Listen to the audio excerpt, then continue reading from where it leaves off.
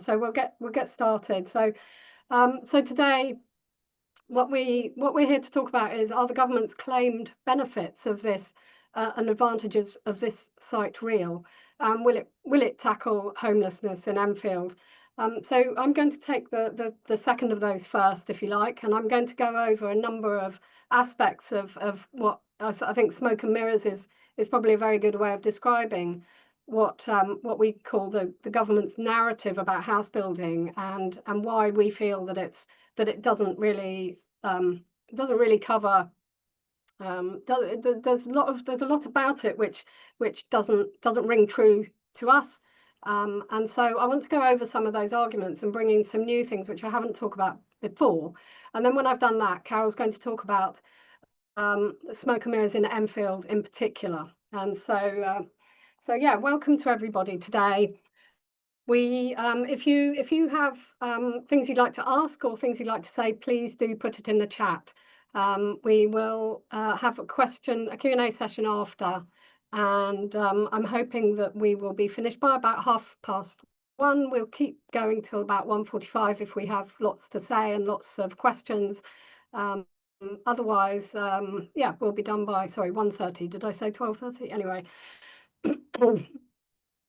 So yeah, so that's the format for today. I should just say I'm Alice Roberts. I'm from CPRE London. Our other speaker will be Carol Fisk from Enfield RoadWatch. And yeah, we are CPRE London. We're the London branch of the national charity CPRE. Yeah, I'll come on to why we have a central interest in housing and Greenbelt, but that may be obvious. So CPRE London and housing. So of course, Greenbelt is really very much core business for CPRE generally, London as well. And there is a direct threat to Greenbelt in London at the moment, particularly in Enfield and also in Hounslow, but there's a recent threat appeared in Bromley as well. So the other issue, though, is that it's not really just about the Greenbelt. We have a desperate situation for millions of Londoners in relation to housing. And we've been, really very much drawn into that debate, not just because of the Greenbelt, but because of those people who are suffering. So I suppose we're also very concerned about the housing shortage narrative, if you like, which is at best reductionist in our view, and at worst deliberate misinformation. Depends how you view it, I suppose. So I just want to do a quick. So I was going to say, I've got a lot of slides with a lot of words on. Normally I try to do pictures, but these are really more notes for me. So you don't have to read all these slides. They will be online, or in fact, they are already online. So if you want to go back and look at them and read them, you can. But for the moment, if you just try and listen and focus on me and not the words, that will be helpful. And I'm sorry about all the words on the slide. So yeah, obviously the narrative has been going on for a very long time, the narrative that we need to build more houses. It dates back to the Barker Review and the Blair-Brown government. But before this, more recently, and before Labour took power, they announced that they believed that we would have to build on the Greenbelt to solve the housing crisis. So that put a marker in the sand, which was something quite key, that the new Labour government was going to be looking at Greenbelt differently. We had less clarity around 2024 about what the relationship was going to be with London. The London mayor had been very clear that Greenbelt would not be released, and he had indeed been talking about wanting rent controls powers for London. That was subsequently dropped. And in the summer, or earlier in the summer this year, Sadiq Khan went out and basically did a U-turn on protecting London's Greenbelt, and also has stopped talking about rent controls. In May of this year, we published what we call a letter to London, which was really, a kind of a challenging journalists and politicians and everyone to challenge the narrative that's out there, because we feel that it's so damaging. And then, of course, more recent things have happened. We know we have the target for London now, that for homes 880,000. We know we have a Greenbelt review. We have grey belt now, which is a whole other story. We also have more recently the 50% affordable target being dropped in London, and of course the two new towns, and with Steve Reed, build baby build. So if anything, things have got worse. So this prevailing narrative, if you like, what I like to call it, the prevailing narrative, reduces the house building crisis to these kind of messages. We don't have enough homes, so there is a housing shortage. This is the message. And the implication is that the housing shortage is what's causing all of our housing problems. And then they say, well, we don't have enough land to build a new home, so we have to build on greenbelt. That's the idea. And then they say the planning system is stopping us from building. And underneath all of this, there's this kind of message that the rules of supply and demand mean that building homes will bring prices down. But what we've been saying is that this narrative doesn't stand up to scrutiny. So there's some facts and figures here about population across the country, but also in London, which is essentially saying that actually houses, the increase in the number of dwellings has gone up faster than the overall population. We don't have enough land to build enough homes, so actually we are building homes, particularly in London. We've been building at a rate of 38,000. We also have given permission for well over 283,000 homes. The latest figure that London Council has is 300,000 homes which have planning permission in London which haven't been built. So this doesn't really reflect the idea that we don't have enough land to build homes. If we're building at that rate, then that's enough for at least 8 years. But we know that the rate in London, the build rate in London has dropped, so it'll probably keep us going for a lot longer than that. And we know that London councils are allocating land in their local plans for more house building. So we have urban land, not greenbelt land. So we know that there will be, that more land will be coming on stream, and that we will have enough land for the next 10 years, probably 20. Of course, there is a problem around houses not being built, but that's something we want to come on to. So this idea that the planning system is somehow stopping us building. I mean, I think I've just kind of said that actually, councils do permit most of what they permit most of what comes in, and also they do that relatively quickly. And anyway, the point is that we have way more planning permissions than are being built. So I wanted to just point you to something which I watched recently, which I will come back to, which was a Gresham College lecture by Martin Daunton from October 24. Why does Britain have a housing crisis? And he explains in there a bit about the issue is not hold up in planning, as is often claimed. He also cites Germany, which is something I'll also come back to, where a much higher proportion of what's permitted is built. And I will return to those comments, and that's partly because what I want to talk a bit about in a moment is about how it's the viability. So because land values have increased so dramatically in the UK, that it now becomes very difficult for builders or developers to make a profit from land which has a very high value, and why that hasn't happened in Germany. So there's this other final message, which is about, in order to solve the housing crisis, we just got to build homes and that will make everything all right. And then they kind of say, oh, well, that will bring prices down. And so just to reiterate this point, which we've made a few times, which is that the Office for Budget Responsibility has said that even if we build all these homes, it will only reduce average house price by around 0.9%. So where has this got us and where is it taking us? So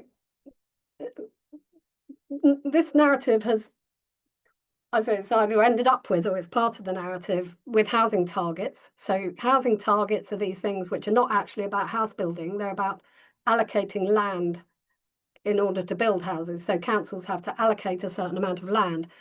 The problem is that these are always much higher than the realistic amount of houses that would be built in the timescale. So in London, for example, the target is 880,000 in total, or 88,000 per year, but we're only building around 40,000, and that's dropped, always dropping. So if we only build half of that 880,000, then we've over allocated land. We have dramatically over allocated land.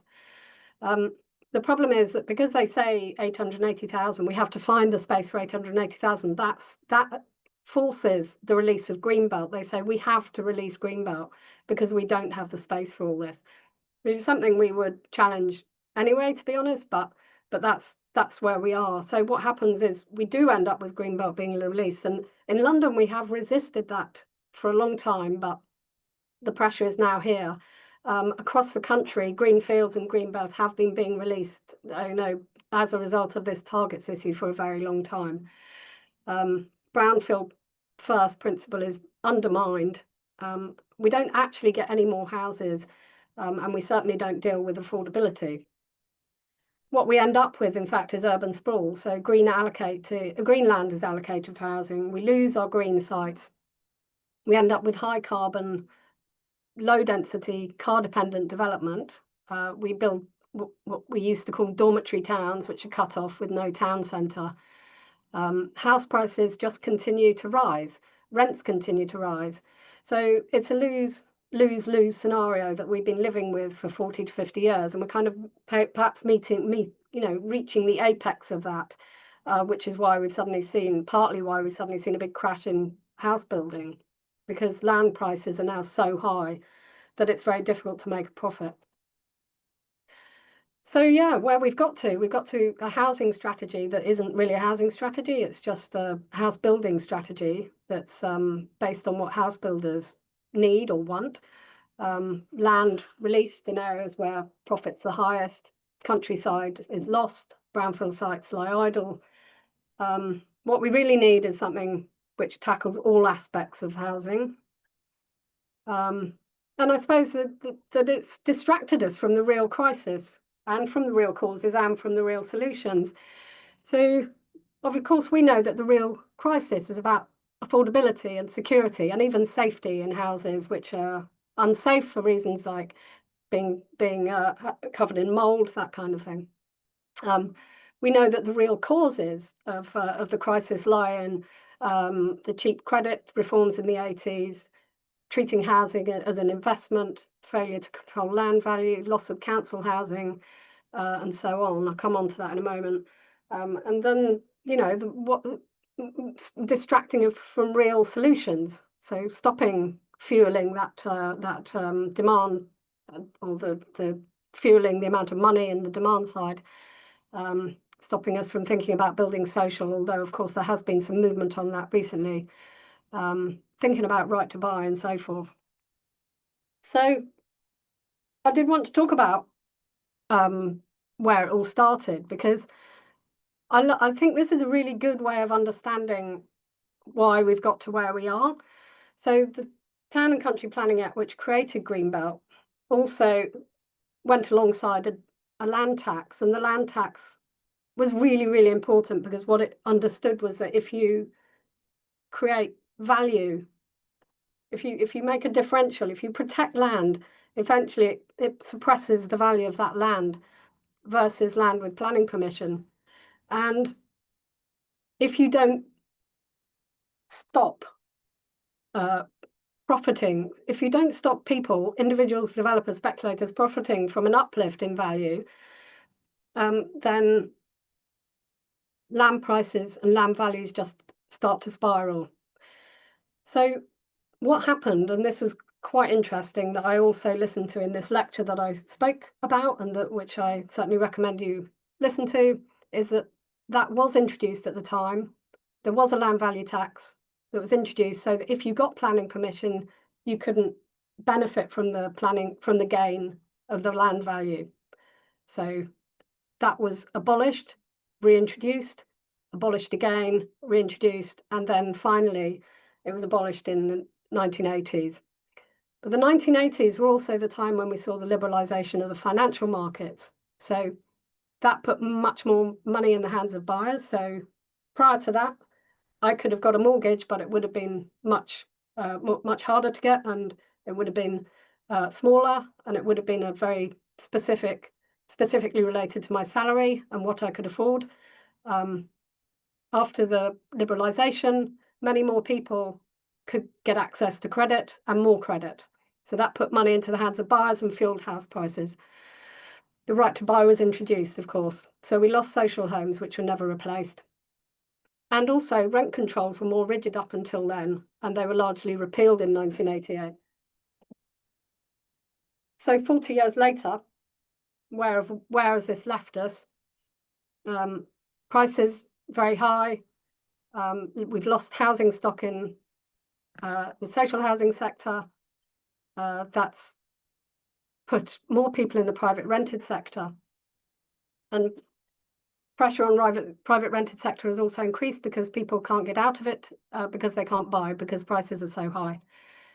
We've also lost the rent controls and regulation in the private rented sector. So people in that sector are more vulnerable. Massive increase in ratio. So we now have a massive increase in the ratio of house price to average income. So it used to be that the amount of your salary that you spent on your housing was much smaller. Now it's much higher. And we have, of course, increasing homelessness, many more people in temporary accommodation. That is putting massive pressure on council budgets, which in turn is leading to cuts to local services. And it's also having a big impact in the economy more generally, because people have less money, they can save less, and they can spend less. So the lack of a cap on land value has had a particular impact, and that's the really big thing that is leading us to talk about Greenbelt today. Land value is now a very high proportion of the cost of a property. And developers and speculators have been able to make money out of land value. But the question is now, are we reaching the end of that road to the point where the only place they can make a profit is by using cheap land? And of course, many developers and speculators have bought green fields and land banked them for precisely this purpose, so that once it's finally realised that we can't make money out of urban land where values are so high, and that they stop building, that they effectively say, well, we can't make any money there, we have to build on green fields. So I just wanted to say something about Germany as a comparison, because I think this really helps to put everything in perspective and see why we've got to where we are today and why we're in such a mess and why it is going to be very hard to get out of the mess. So housing, as I said, compared to income in the UK has changed dramatically. So the housing cost for me now will be very much higher than it was compared to my salary 20, 30, 40 years ago. But in Germany, that actually fell. So the cost of housing in Germany actually fell up until between 1970 and 2010. And this again is in Professor Martin Dorton's lecture. So compared to income, the cost of housing fell in Germany. So what did they do? So local authorities there capped land values at the time, at the price at the time that the permission was granted. They had no equivalent mortgage market liberalisation. They had rent controls. They retained rent controls. So the landlord was able to fix the rent. And they have longer contracts, much longer contracts compared to the UK. So I thought that was really interesting. I think listen to that lecture, because I think it gives you a lot of history about why this whole narrative about just building houses doesn't really dig deep enough into the causes or the solutions. Where we're at is that housing has been financialized in this country. and that the differential now of the land value between brownfield and greenfield is so high that the pressure is so much that apparently the differential will be even 200 times. So if you get planning permission for a bit of green land, it could, the value can go up by up to 200 times, which is obviously, obvious to anybody that pressure is gigantic. So I've just put some question mark solutions there, and we're not here to give the solutions to this problem, but I think we are legitimately able to question why the government constantly turns to Greenbelt to try to solve a very complex problem. So I'm sorry that has been quite long, but I hope that it's helpful, and I would recommend watching the lecture. The link's in the presentation, and we'll make sure that you get that. But that's it. The presentation also has a lot of graphs in it, which I'm not going to go through today. They're from an old presentation and they give more detail. But they are there for you should you want to look at them. So with that, I will hand over to Carol to talk about Enfield more particularly. Carol. Okay. I'm going to share my screen, and that worked earlier. Let's hope that works again.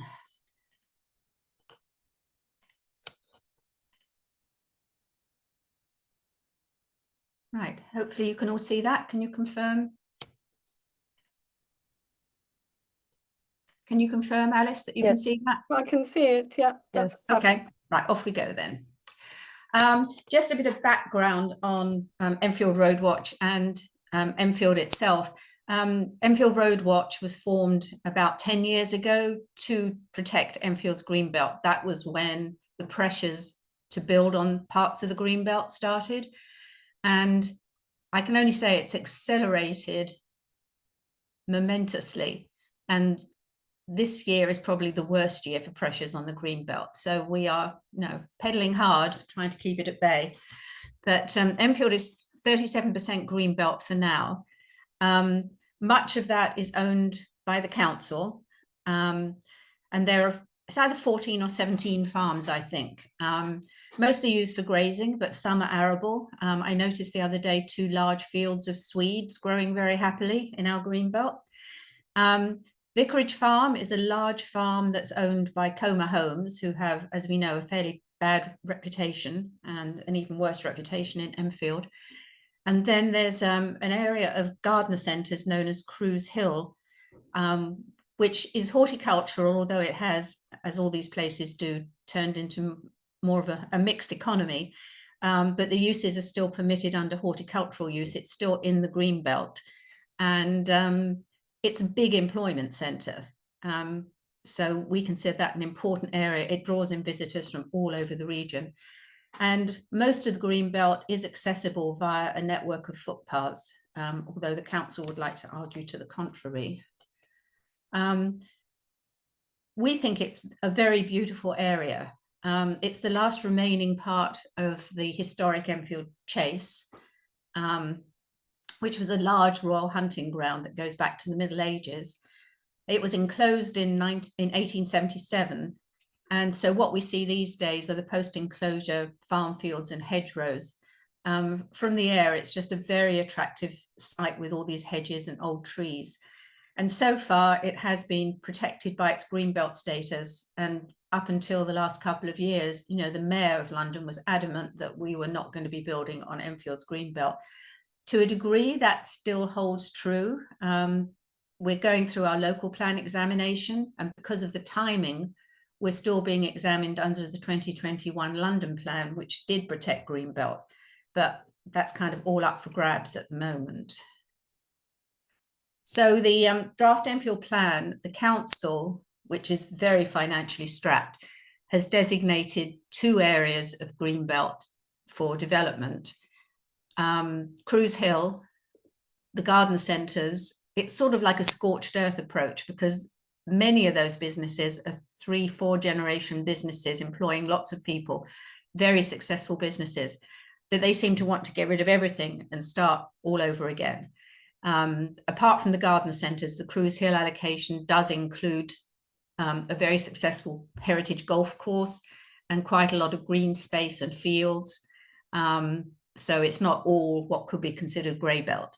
And then Vicarage Farm, which I mentioned previously, that's the farm that's owned by Coma. They like to claim that it's a working farm, but it isn't really. It hasn't been worked in some years. So that's what was under threat from the local plan. Stage 3 hearings finished yesterday, and the inspector will rule in the spring. These two sites, because it's under the 2021 London plan, the GLA and TfL consider them unsustainable. But again, we're in transition between the old London plan and the new London plan. So we don't quite know how that's going to play out. So rather to our shock, we expected Cruise Hill to be in play as grey belt and possibly a location for a new town. It does have a station, although it doesn't have great service there. But we were totally shocked when the New Towns Task Force report came out and combined both Cruise Hill and Chase Park into one huge area. They're essentially going to take 884 hectares of Enfield's greenbelt. That's 1/3 of our greenbelt, and almost double the number of homes that they're going to put there. We're shocked by the actual announcement, but we're also shocked by the description of the area that they use in the report. Sorry, there's a cat fight going on downstairs. Can't do much about that at the moment. If you can hear it, that's what it is. Interloper cat coming in. There are many, many issues with this allocation, and we're just beginning to think about how we can fight it.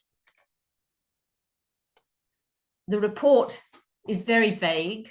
That blue dot doesn't even come down to Chase Park. It's just a very vague dot. So we have no idea where they're really thinking of doing it. That blue dot also sits over part of the landscape restoration area.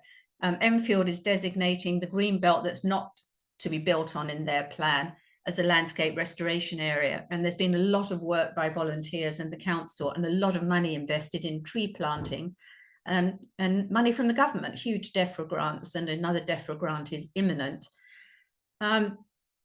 This is at one point where I'd like input from people, because the greenbelt land is described as poor quality. We don't consider it's poor quality because it's very rich in wildlife. We've had habitat surveys done. I mean, loads of bird life in particular there. It is used for arable and grazing land. But yesterday, during the stage 3 hearings, they were discussing the blue and green policies. Enfield's trying to go for 20% BNG in the borough, and Coma's representative was arguing that it should only be the national level of 10%. And Enfield said, well, our land is more degraded than everybody else's land. And he said, well, that pretty much applies to the whole country. But they have done a baseline survey, which they say proves that Enfield's land is degraded, maybe not more degraded than anybody else's. And I'm sure that's what the Newtown Task Force is going to use to back up their statement that Enfield's greenbelt is low quality. So we need to be able to fight that. They dismiss the Cruise Hill area, they dismiss the Cruise Hill golf course, and they talk about how well connected the area is, which is totally untrue. So that's where the smoke and mirrors come in. This whole report is built on smoke and mirrors. For us, this is a new level of campaign, and we don't have much time to get it done because the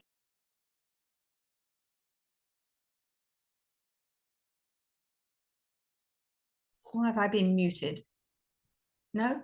Oh. No, you're not muted. Okay, a message came up saying the host has muted you. So, okay.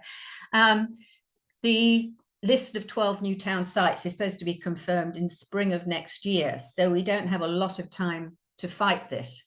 And we're fighting a coalition of a Labour council, a Labour mayor, and a Labour government. It is not the right location for a new town. We just need to stop it.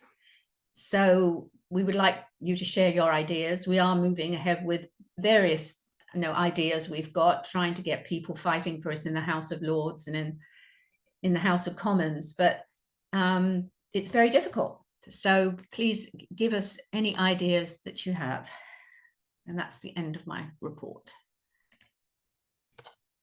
Thanks so much, Carol. And I just I think, you know, the real worry about this is that we have an enormous amount of brownfield land in Enfield, which is which is not being built out, and that feel really strongly that the focus should be there.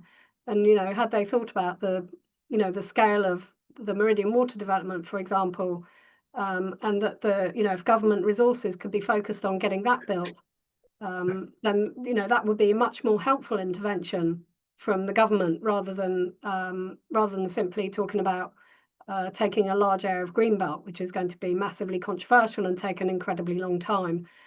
Whereas I suppose, if you like, you've got a ready-to-go site in Enfield where help is needed, frankly.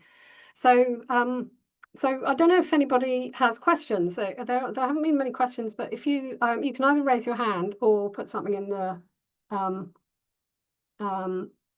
there's Andrew, you've asked, would there be acceptance of a smaller development? Carol, I'll let you come on to that in a moment, because I think there was another question, which was, have we taken into account, so we're talking about the number of households, the arguments that I was making about the fact that we have more households than the number of households has risen compared to the population, that whether we've taken into account second homes.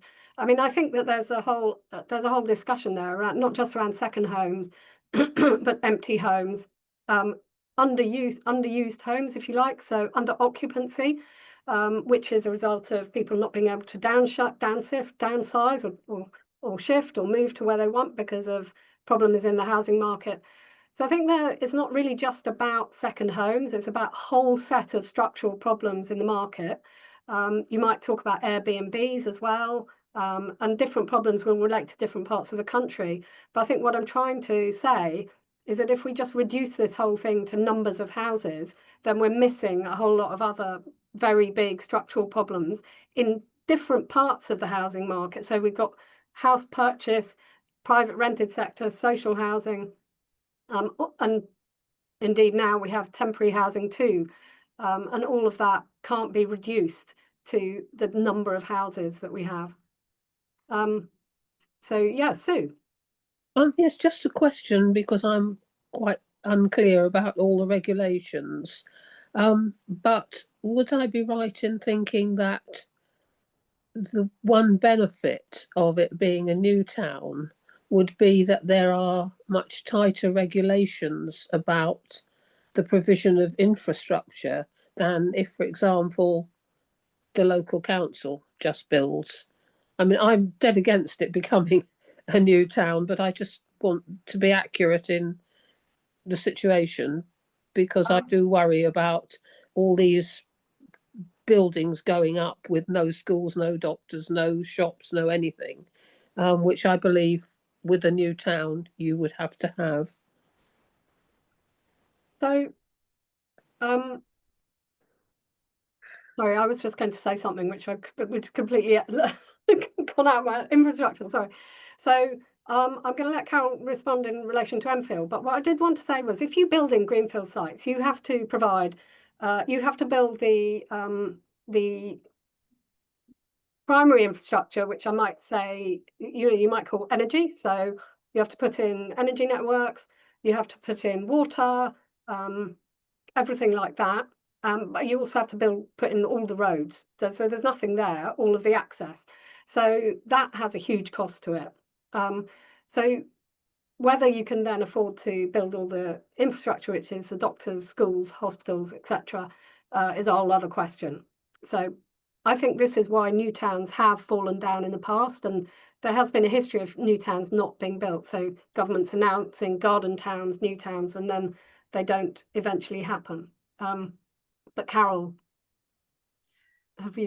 Well, we know precious little about what's going to happen with the new town. The report, that one page, is pretty much it. But the way they're talking about forcing them forwards is to have development corporations in charge of them. which is bad for the public because they pretty much can write their own rules and do what they want with the land once they've got hold of it, and there will not be that much public input. But as I understand it, it would have to have all the infrastructure. Well, it's virgin greenbelt, so I mean there is no infrastructure. You can't build 21,000 homes without putting in road networks, and because the Mayor of London is involved with it, there would have to be, they like things to be car free in London, or car light at least, so there would have to be a lot of active travel and public transport infrastructure as well. But as I say, we've got very little to go on apart from that report, and that's why it's really hard to fight. Thanks, Suzanne.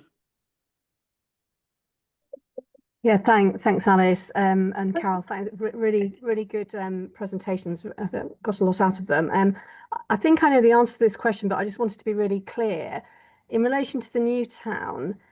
The ultimate decision and the approver, is that going to be by government through legislation, and that there's going to be no sort of local planning, sort of normal local planning process? Is that right? I mean, where, who are we going to have to influence? Who's making the ultimate decision? Again, that's what we're not sure, because the system hasn't been set up yet, but I think it will be out of the local authorities' hands. Yeah. It'll be in the hands of this development corporation. There was a letter that we got through FOI, which says that it was from Jules Pipe and our local council leader, saying that the mayor was open to a mayoral development corporation, although I've read elsewhere that he's not. So I think it would largely be taken out of the local authorities' hands. Since they own so much of the land, though, they will stand to reap the benefits from the land sale and all the development. So the body making the decision whether to go ahead with the development of the new town could be the development corporation that's been set up to run it. No, there's going to be the new town's task force, as we understand it, is being phased out. Their only job was to come up with the list of 12. There's going to be a new towns unit, and if anybody knows anything about this, would be grateful to hear, which is going to pull from different government departments. It will come under Steve Reed, and everything will be managed under his department. So we're campaigning. We're going to have to campaign at a government and government level, exactly, which is not at the local level. Okay, yeah. Thanks. Yes. Thanks, Suzanne, and a very good question there. Helena has raised. Yep. Hi, yes, hi. I live off White Webs, and my understanding with this new town is that they are not proposing any new road infrastructure. Currently, White Webs is incredibly busy at rush hour. If there's a problem on the M25, then it's blocked up. We also have the Tottenham development going ahead at White Webs, I understand, which is also going to create quite a lot of traffic. Have the in terms of the new town, how are they proposing a new road infrastructure? Because currently there are 3 roads that lead to Cruise Hill, all of which are narrow, single lane. Lorries have to give way to one another. Are there any thoughts on how they're proposing to extend the road network around it? Again, we know very little. But I'm assuming it's going to be like the council's approach to Cruise Hill, which is like a scorched earth policy. So, sorry, what is a scorched earth? Oh, but basically everything that's there already goes away, and they start from scratch on their land. Like for the local plan, Enfield Road, is it A111? Yeah. Anyway, Enfield Road. Yes. We know there's money in the local plan budget to take out all the trees and hedgerows along Enfield Road so that they can widen it.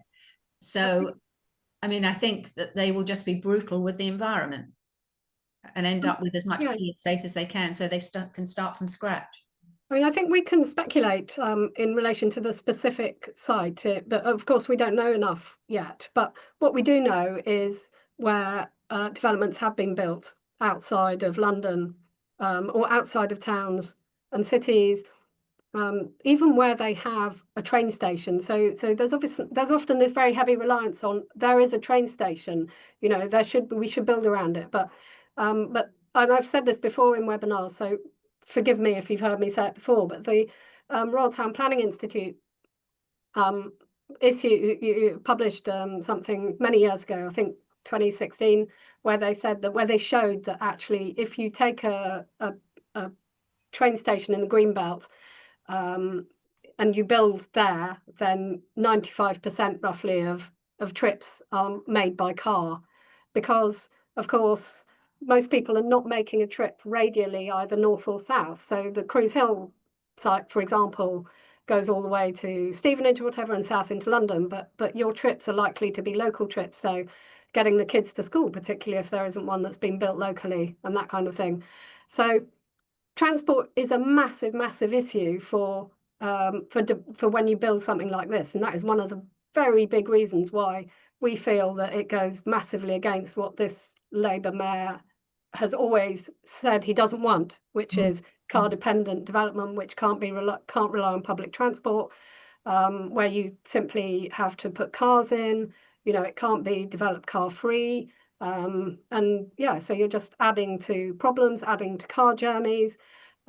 Somebody just said the irony is that Newtown will require lots of infrastructure, new schools, while dozens of schools across the inner London boroughs are closing because of falling numbers. I don't know what the situation currently is in Enfield with school closures. It's the same. I'm actually a school governor, and numbers are dropping quite dramatically.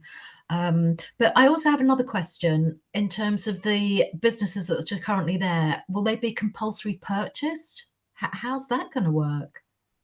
Well, that's what the council has been planning to do with the local plan if Cruise Hill gets permission to go ahead. But where are they going to get the money from?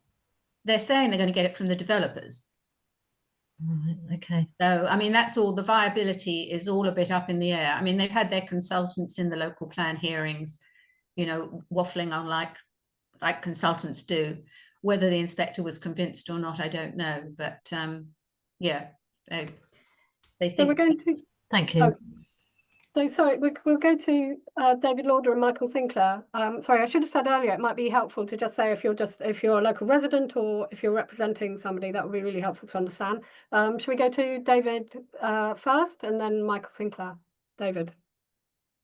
Okay, so I'm Cycling UK local representative, looking at the whole area sort of inside the M25 from South Mims, Potters Bar, Enfield, and the current state of walking and cycling, especially cycling infrastructure, is very poor. There are things from the building of the M25 that haven't been fixed. The National Cycle Network 12 isn't finished yet, 50 years after the M25 opened. So an awful lot needs to be done to get the infrastructure to the state it should be in before that they even think about any more developments for walking and cycling and sustainable travel. The people who talk about active travel and sustainable means of transport need to actually get out there in the real world, get on their bikes and actually try and do it, and you'll find that it's very different from the theory. Thanks. Lots and lots of comments in the chat. I think there are lots of people who are quite keen to help with campaigning. So if you're not already on Carol's list, Carol, could you just put the website or your contact or whoever they should contact there? That would be helpful right now. Thanks for that comment, David. Yeah, I couldn't agree more. And it's not, it's not a site which is connected in any way, despite them claiming that. Michael. Good day, everyone, and thank you so much for Carol for an exceedingly interesting meeting. I've counted 125 people on site. I am a member of Protect Brockwell Park, and we raised money and we sought a judicial review which overturned Lambeth's council planning policy last year. And local action, and if you can raise the money, because the law is unaffordable, for most of us here, but not for the wealthy. And that is mainly our problem, is the unaffordability of law. But we won in the High Court with a judicial review, and this is specifically about festivals in Brockwell Park. Was it today you were going to listen? Oh, I am. Yeah. All right, sorry. Could we have microphones off if we're not speaking? Thank you. Sorry. Carry on, Michael. So a year later, what tends to happen is if you've done your legalities, if you've been able to afford the legalities, which are the first step, it really, in my view, it really comes down to people action. And it is almost feet on the ground. I've been to so many things in this country and Europe because I'm a member of DM25. I run the Deliberative Democracy Collective in Europe. This very same thing is happening in most European countries around the world. And at the end of the day, we all get very frustrated and we think, well, we use the law. How much money have we got left in the kitty to fight this? What is the next step? And we've lobbied Lambeth Council, and it is very, very difficult to get a council to change direction because they are money strapped. And since monies have dried up from central government, that is their main problem. They say that's their main problem, but I really believe it's feet on the ground. I couldn't agree more. And I think that, what we're facing now, when we thought we were just facing Enfield Council, is we're now facing the Mayor of London and indeed the government of the country. So, when I say that we're tackling a false narrative, I mean that's not just coming from Enfield or the Mayor of London. It is coming from the top, the people who run this country, the top of the country, and it isn't going to be easy. And I think we have to tackle that from many different perspectives. So we have to get involved in the planning. We have to get involved in the legal aspects. Above all, we have to make it political. But equally, we have to talk about the fact that it's not just about this one site. The housing crisis is about a whole load of other stuff, and we must start focusing on those things. Otherwise, we will never get out of this trap of just focusing on Greenbelt, of everybody talking about Greenbelt as if it's the answer to all of our problems when it so clearly isn't. So, so I think we all have a huge job to do, and getting organised around that is super important. I mean, I think, Carol, you've got a lot of experience, haven't you, of campaigning in Enfield, and we've worked together for a long time, and you've done an amazing job of getting a lot of people behind this, campaign and enabling people to raise their voices. So it might be useful to say a couple of words about what you're, how you're doing that and how you're planning to do that, and then we'll come back to Helena after that. Well, we're still very much in the planning phase. I mean, as you said, we've been very successful, remains to be seen, but very active locally. Not just us, there are a number of local interest groups, including the Enfield Society and others with whom we collaborate. So, we can share expert opinions and share all of our efforts and play to our strengths and do different things. So just as an example, I mean, Regulation 19 of the local plan, there were, I think, Alan Lack, who's online, he can correct me, I think it was over 9,000 public responders to that, which is almost unheard of at Regulation 19. And that's because, the Enfield Society provided guidance on the correct way to answer the question, the technical question. So this is just something totally different. So we're still thinking our way through it. Thanks. So if we come back, Helena, you were going to say something and then we'll come to Rich. Sorry, we need your microphone on. Sorry, I put my camera on by mistake. Just a quick question in regard to Meridian Water. Meridian Water, as we know, hasn't been completed. The council acquired the land back in 2014, is my understanding. Haven't completed all the work, all the housing opportunities that they had there. Indeed, have only built just over 250 houses, I believe. So is that an argument to be used as well? That, you know, perhaps they've started one project and not finished it, and they're now moving on to something else, claiming now that they have a water pipe that they didn't know about before, despite it being 10 years down the line. So presumably they don't need the number of houses at Cruise Hill that they're claiming if they were to complete the Meridian Water project. They've spent a lot of money there on the infrastructure already. I mean, that's absolutely true. And the interest that they're now paying on the loans that they took out to buy all that land at Meridian Water are part of what's strangling the council financially. Yeah, it's absolutely true. Meridian Water should be the focus. They've already put in a brand new station there. It's an urban site. It's an area of Enfield that desperately needs regeneration. And it's just not happening. So have they just gone silent on Meridian Water in terms of the new town? It's not being linked to the new town at all. I mean, it's definitely come up in the local plan examination hearings. I'm not sure how the inspector is viewing that. We don't know how he's viewing anything at the moment. He will report in the spring. But it's not up to him to say, you know, that Enfield should focus on Meridian Water rather than the new town. And I think part of this question here is whether new towns will reduce the target, or will be the housing target, as I said, for that particular borough, or will it be on top of that?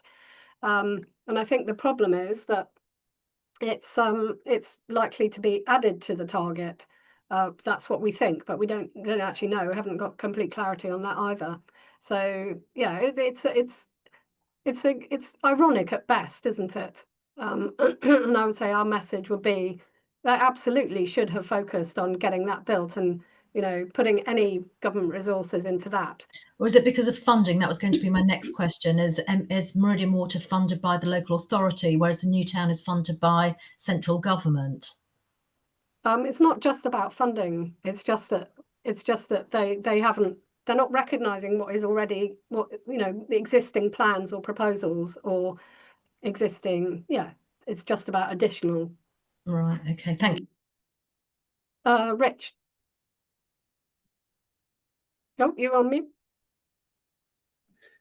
Thanks very much. I kind of hate to be the voice of doom here, but the government have expressed a desire to get spades in the ground before or by the end of this parliament. That means they're going to try and get actually digging stuff out within 4 years. We also have to remember, I'm afraid, that we are the closest designated or potential new town area to Westminster.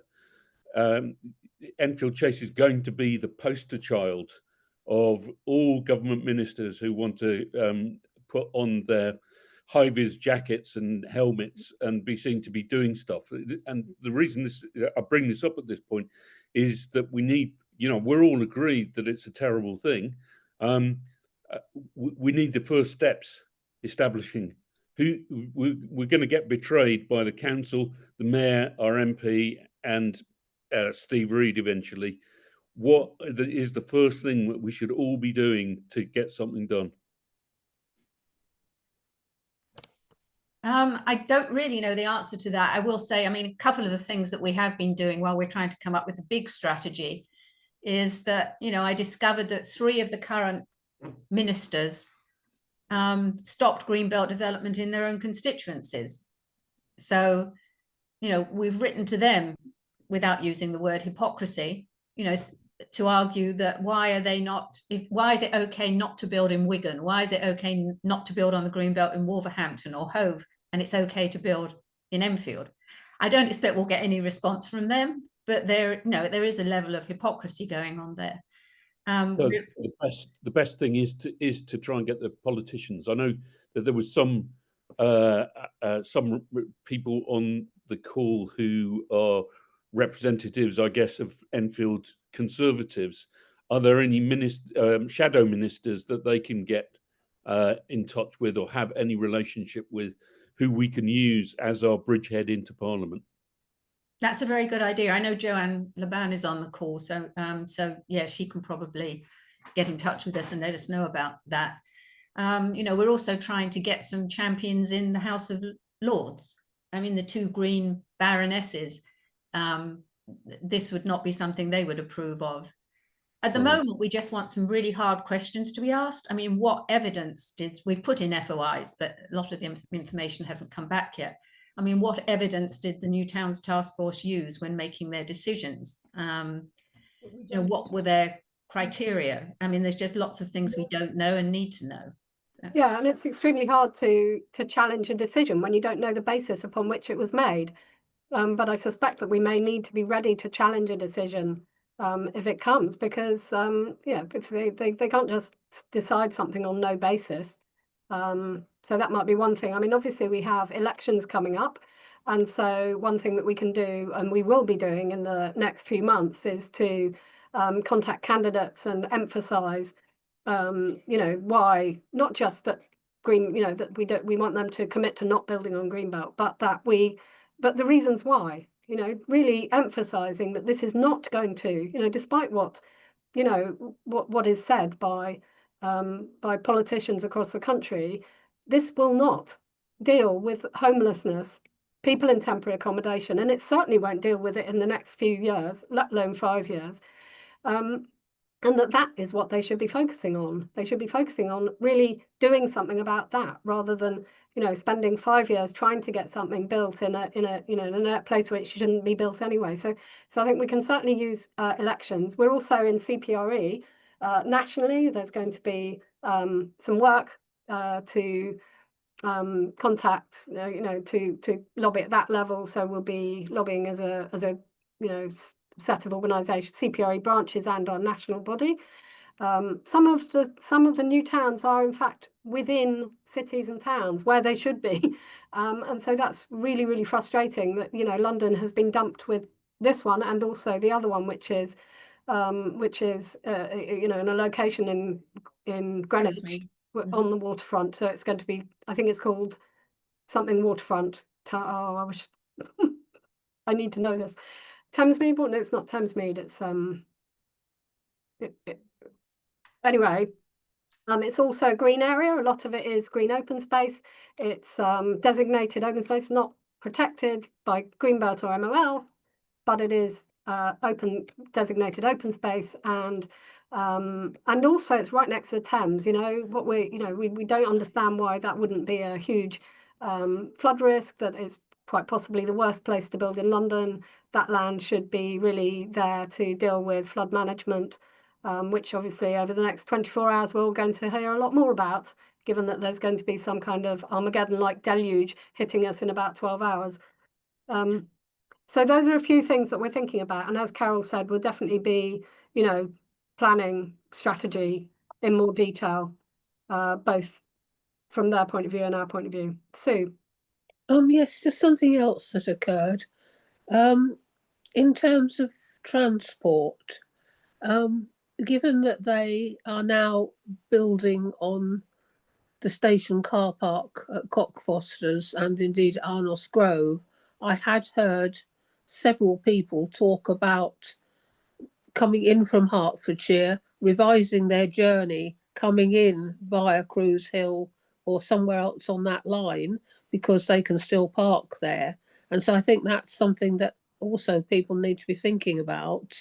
I mean, I know the local council did try to fight that, but they couldn't afford to fight the developers anymore.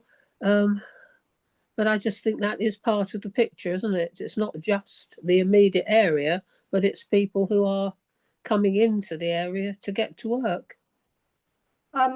There's no doubt that there are transport related issues with this. There will be, not just in the building, but in there's almost no way you can make it a car-free development. So yes, it will impact. I mean, I also mentioned in my presentation, though I think I forgot to mention it when I was talking, is that Stevenage has a gigantic quantity of space that is given to surface car parks, which, you know, could be reduced dramatically, which would discourage people from using cars, but also promote bus use, because obviously buses in Hertfordshire have been hit very hard, and put fare income back into buses, while also enabling people to live in a town centre where they don't have to live without a car. So it feels to me like, I don't understand why they weren't looking at Stevenage, or Meridian Water and Stevenage between them could have done a lot more. Doesn't make sense to me at all to be putting a new town in the middle of, it's just doesn't make any sense. I'm not sure if that answers the particular question, but any more questions? There's loads and loads and loads of comments. I can't quite keep up with that. I don't know if, Carol, you've spotted any that you want to say anything about. I've answered a couple. Somebody suggested, reaching out to the neighbouring local authorities because of the impact the new town would have on them. That is something we really should do. We were in touch with Cuffley and Northall Parish Council before, because the train goes through there too. But there might be some good ideas coming from that. Let's have another look. So saying somebody's just said a huge data centre has been planned at Potters Bar. That's correct. Yes. Yeah, That's Greenbelt as well. It's Hertsmere Council. Yeah. Well, that's really worrying. Not just because of the Greenbelt, that's happening in Havering as well, in London, data centre there. But of course, data centres take gigantic quantities of power and water, and actually make it almost impossible to build housing anywhere nearby because of that. They take the house, they take as much power as something like 10,000 houses. I mean, a huge amount. I can't remember the exact number, I'm afraid. I could have overestimated that. And somebody asked what our local MPs are doing about it. You can only write to your own MP, but we have had people write to all three of our local MPs. So far, to my knowledge, the only one who's responded is Ferriol Clark, who's definitely towing the party line. Amber Sharalambos and Kate Ossamore, to my knowledge, have not responded to anybody on this issue yet, which is pretty shameful. So I don't think we've got any more hands up, so I might wrap us up now. But thanks everybody for coming. Unless there are any, I've got one more hand. Sorry, just me again. I do apologise. Just to let you know, there is another new data centre in Cheshunt on the New River. So on the New River, between the M25 roundabout and going north, there's a new Google data centre there, which I assume has been built on the New River because of the resource of the water there, which would impact, because it's just, as a crow flies, it's not very far from Cruise Hill either. Okay, thank you. Yeah, and it feels like there's a bit of a tidal wave coming our way, tsunami even, and we are, it's going to be really hard. So it's going to have to be all hands on deck really, and make sure that we keep focused on creating a strategy and sticking to it, and we do what we can. But it's so heartening to see so many people here today listening to us, and I hope that that you've learned something as well today. And I do always ask people to to challenge the narrative and to talk about this narrative about the shortage of housing, and to to try to really learn about it yourself as well, so that you can talk to people about it, because I think if we can't get the public to understand this, what is in fact smoke and mirrors, we are going to face this this threat for a very long time, and we will lose a lot of countryside. So thank you so much for coming. Thank you so much, Carol. And we'll be seeing a lot more of each other, and hopefully you guys in the months to come. So yeah, thanks so much for coming. Look out for our I think we've got a fundraiser coming up, the Big Give, at the end of the month. So yeah, we do we have to raise funds to do what we do. So please do look out for that, and give what you can. And yeah, we'll see you hopefully at our next webinar. Okay, bye now.